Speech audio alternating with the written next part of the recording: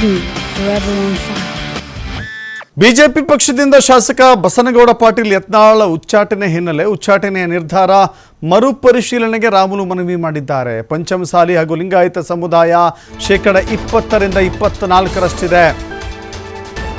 ಪರೋಕ್ಷವಾಗಿ ಯತ್ನಾಳ್ ಬೆನ್ನಿಗೆ ನಿಲ್ಲುವಂತ ಪ್ರಯತ್ನವನ್ನ ಶ್ರೀರಾಮುಲು ಮಾಡ್ತಾ ಇದ್ದಾರೆ. ಇಲ್ಲಿ ನೇರವಾಗಿ ಹೇಳಿದ ಪರೋಕ್ಷವಾಗಿ ಹೈಕಮಾಂಡ್ ಅಥವಾ ಶಿಸ್ತು ಸಮಿತಿ ತೆಗೆದುಕೊಂಡಿರುವಂಥ ತೀರ್ಮಾನ ಸರಿಯಲ್ಲ ಅನ್ನುವ ರೀತಿಯಲ್ಲಿ 20% 24ರಷ್ಟು ಪಂಚಮಸಾಲಿ ಸಮುದಾಯ ಇದೆ. ಪಂಚಮಸಾಲಿಯ ಪ್ರಬಲ ನಾಯಕ ಯತ್ನಾಳ್ ಅವರನ್ನ ಉಚ್ಚಾಟಿಸಿದ್ದಾರೆ. ಇಡೀ ಪಂಚಮಸಾಲಿ ಸಮುದಾಯ ಬಿಜೆಪಿ ಜೊತೆಗಿದೆ. ಆ ಸಮುದಾಯಕ್ಕೆ ನೋವಾಗಬಾರ್ದು. ಶ್ರೀರಾಮುಲು ನಾನು ಸಾಕಷ್ಟು ಬಾರಿ ಯತ್ನಾಳ್ ಅವರಿಗೆ ಹೇಳಿದ್ದೆ, ನೀವು ನೇರ ನಿಷ್ಠುರವಾದಿ ಹಿಂದುತ್ವವಾದಿ ಅಂತ ಹೇಳಿದ್ದೆ, ನಿಮಗೆ ಎಲ್ಲೋ ಒಂದು ಕಡೆ ತೊಂದರೆ ಆಗುತ್ತೆ ಅಂತ ಕೂಡ ಹೇಳಿದ್ದೆ. ವ್ಯಕ್ತಿಗಿಂತ ಪಕ್ಷ ದೊಡ್ಡದು, ಪಕ್ಷಕ್ಕಿಂತ ದೇಶ ದೊಡ್ಡದು. ಯತ್ನಾಳ್ ಉಚ್ಚಾಟನೆಯಿಂದ ಲಿಂಗಾಯತ ಸಮುದಾಯ ನೊಂದಿದೆ. ಹೀಗಾಗಿ ರಾಷ್ಟ್ರೀಯ ನಾಯಕರು ಮರುಪರಿಶೀಲನೆ ಮಾಡಬೇಕು ಅಂತ ಬಳ್ಳಾರಿಯಲ್ಲಿ ಮಾಜಿ ಸಚಿವ ಶ್ರೀರಾಮುಲು ಹೇಳಿದ್ದಾರೆ.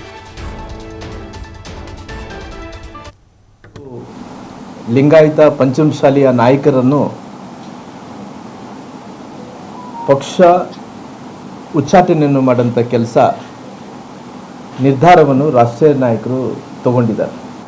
ಹತ್ತತ್ರ ಒಂದು 24% 25% ಜನಸಂಖ್ಯೆ ಇರುವಂಥ ಒಬ್ಬ ದೊಡ್ಡ ಸಮುದಾಯ. ಪಂಚಮಶಾಲಿಯ ಒಬ್ಬ ಪ್ರಬಲವಾದಂಥ ರಾಜಕಾರಣಿ ಬಸನಗೌಡ ಪಾಟೀಲ್ ಯತ್ನಾಳ್ ಅವ್ರನ್ನ ಏನವ್ರನ್ನ ಪಕ್ಷದಿಂದ ಏನು ಉಚ್ಚಾಟನೆ ಮಾಡಿದಾರೋ, ಇವತ್ತು ನಾನು ಬಹಳಷ್ಟು ಸಾರಿ ಅವರಿಗೆ ಹೇಳಿದ್ದೀನಿ, ಯತ್ನಾಳ್ ಸಾಹೇಬ್ರವರೇ, ತಾವು ಬಹಳಷ್ಟು ನೇರ ನುಡಿ ವ್ಯಕ್ತಿ ಇದ್ದೀರಿ. ರಾಜಕಾರಣದಲ್ಲಿ ನೇರ ನುಡಿ ವ್ಯಕ್ತಿಗಳಿಗೆ ಸ್ವಲ್ಪ ಎಲ್ಲ ಒಂದು ಕಡೆ ಎಡವಬೇಕಾಗುತ್ತೆ. ನೀವು ಜೊತೆಲಿ ಪಕ್ಕ ಹಿಂದುತ್ವವಾದಿ ಇದ್ದೀರಿ.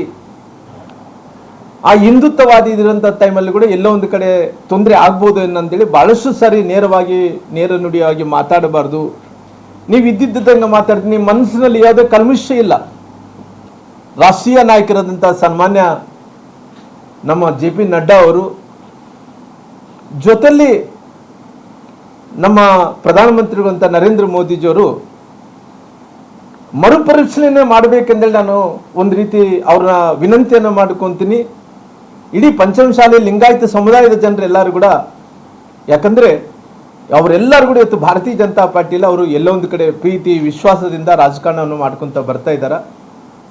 ಇವತ್ತು ಆ ಸಮುದಾಯಕ್ಕೆ ಎಲ್ಲ ಒಂದು ಕಡೆ ನಾವು ಆಗಬಾರದು. ಎಲ್ಲೋ ಒಂದು ಕಡೆ ಈ ಸಮುದಾಯದ ನಾಯಕರನ್ನು ನಾವು ದೂರ ಮಾಡ್ಕೊಂತು ಅಂತೇಳಿ ಬಿಜೆಪಿಯವರು ನಾವು ಪಡಬಾರ್ದನ್ನಂಥ ಕಾರಣದಿಂದ ಅವ್ರನ್ನ ನಾನು ವಿನಂತಿಯನ್ನು ಮಾಡ್ಕೊತೀನಿ, ಕೇಳ್ಕೊತೀನಿ, ದಯವಿಟ್ಟು ಪುನಃ ಮರುಪರಿಶೀಲನೆ ಮಾಡಬೇಕು ಅಂತೇಳಿ ನಾನು ರಾಷ್ಟ್ರೀಯ ನಾಯಕರನ್ನ ನಾನು ವಿನಂತಿಯನ್ನು ಕೂಡ ಮಾಡ್ಕೊತೀನಿ. ಒಂದು ಲಿಂಗಾಯತ ಪಂಚಮಶಾಲಿಯ ನಾಯಕರನ್ನು